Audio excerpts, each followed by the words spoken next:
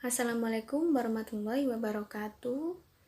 Perkenalkan, nama saya Lina dan kedua teman saya Fitrul dan Cilmia. Di sini kita akan mempresentasikan tentang teknik komunikasi dalam diplomasi. Yang pertama, kita akan membahas tentang pengertian diplomasi. Diplomasi merupakan suatu instrumen yang dikenal cukup populer untuk menciptakan suatu kepentingan negara dalam mencapai tujuan yang dilakukan sejak lama. Nah, suatu negara dapat dikatakan memperhatikan keberadaan diplomasi apabila negara tersebut pada dasarnya memperlihatkan kecenderungan-kecenderungan klasik yang mana dapat dilaksanakan dalam diplomasi. Nah, suatu diplomasi ini dapat dilakukan dengan adanya seorang aktor di dalamnya yang mana disebut dengan diplomat. Nah, seorang diplomat ini dapat melakukan suatu kegiatan diplomasi apabila menggunakan suatu teknik dan strategi tertentu dalam melakukan kegiatan diplomasi.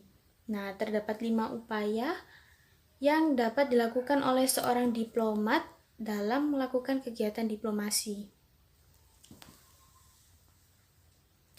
Nah, yang pertama menciptakan kepercayaan bersama. Yang kedua, berupaya untuk mencari suatu kejelasan masalah. Yang ketiga, menciptakan rasa saling pengertian antar pihak. Yang keempat, antar pihak harus menyusun dan menyepakati suatu prioritas dalam upaya menyelesaikan masalah. Yang kelima, berusaha untuk melakukan penyelesaian masalah yang dapat dilakukan oleh pihak tersebut. Nah, dari pemaparan sebelumnya udah dijelaskan ya apa saja sih upaya-upaya yang dilakukan seorang diplomat dalam melakukan diplomasinya. Dan kita tahu bahwa upaya tidak akan berjalan jika tidak adanya strategi. Nah, strategi komunikasi dalam diplomasi ini ada menurut Onyong Ujana Effendi. Strategi komunikasi yang baik secara makro atau plan multimedia strategi maupun secara mikro atau single medium strategi ini mempunyai dua fungsi. Yang pertama yaitu menyampaikan pesan komunikasi yang bersifat informatif, persuasif, dan instruktif secara sistematis kepada sasaran untuk memperoleh hasil yang optimal. Yang kedua yaitu menjembatani kesenjangan budaya atau culture gap. Dan di mana ini strategi diplomasi pada hakikatnya merupakan panduan perencanaan atau planning diplomasi dan pengelolaan atau manajemen medan diplomasi untuk mengatasi suatu tujuan. Dan kita tahu bahwa dalam menentukan strategi komunikasi ini juga perlu disusun adanya tahapan-tahapan pendekatan. Dan tahapan-tahapan pendekatan dalam strategi komunikasi ini ada 6. Yang pertama yaitu designing, yang dimana penyusunan rancangan format diplomasi. Yang kedua yaitu preconditioning, merupakan rancangan format diplomasi yang disimulasikan dalam berbagai model untuk memperkirakan kemungkinan feedback yang akan diterima.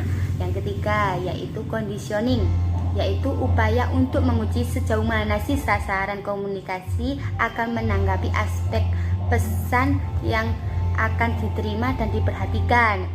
Dan yang keempat yaitu exercising, merupakan diplomasi sesungguhnya yang dilancarkan di medan perang atau pelaksanaannya, implementasinya. Yang kelima yaitu evaluating, yaitu hasil-hasil diplomasi yang akan dievaluasi dalam berbagai tahapan-tahapan sebelumnya.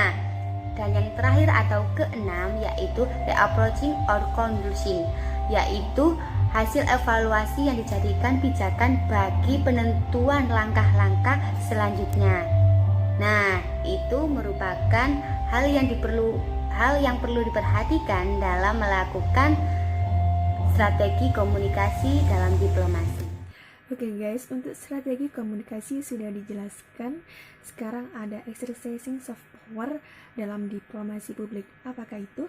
Soft power adalah kemampuan untuk mendapatkan sesuatu yang dengan menarik perhatian atau mempengaruhi pihak lain agar mau mengadopsi tujuan-tujuan negara yang menggunakan soft power tersebut. Contoh negara penerapan dalam diplomasi exercising ini adalah negara Cina, di mana negara Cina ini dapat membangun perekonomiannya sehingga eksistensi negara Cina ini populer di kalangan negara-negara berkembang.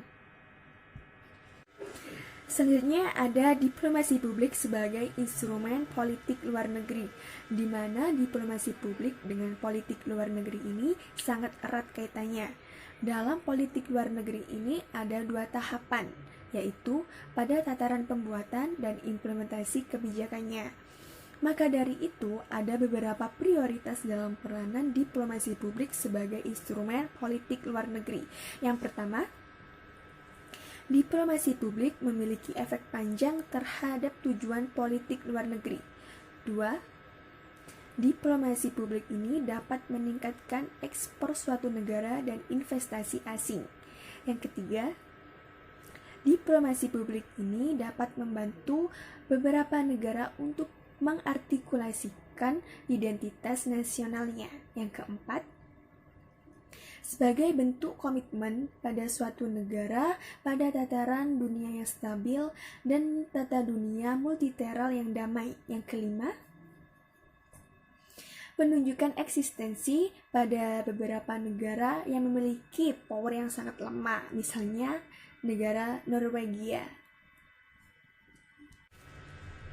Simpulan, diplomasi merupakan aspek yang sangat kompleks, karena dalam melakukan diplomasi terdapat berbagai cara yang harus dipenuhi seperti strategi komunikasi, agar dapat mencapai kepentingan nasional maupun internasional dalam mengatur kebijakannya secara maksimal. Sekian presentasi dari kelompok kami. Saya ucapkan terima kasih, selalu jaga kesehatan, dan don't spray.